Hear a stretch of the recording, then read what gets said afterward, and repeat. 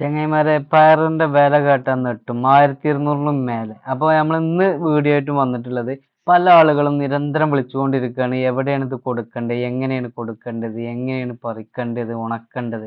അപ്പോൾ അതിനൊക്കെ ഒരു ആൻസർ ആയിട്ടാണ് വന്നിട്ടുള്ളത്. ആദ്യം നമ്മൾ പയർ മുഴുവൻ പറിച്ച് കൊണ്ടുവന്നിട്ട് നല്ല വെയിൽ തട്ടുന്ന സ്ഥലത്ത് 2 ദിവസം ഉണക്കാടണം.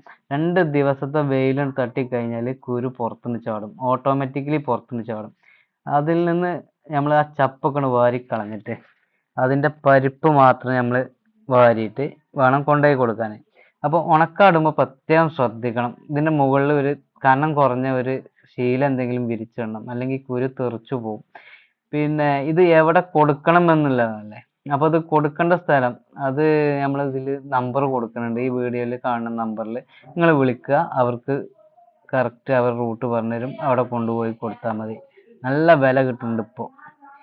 ഡെയിലി മാർക്കറ്റ് അങ്ങോട്ടും ഇങ്ങോട്ടും മാറും, വില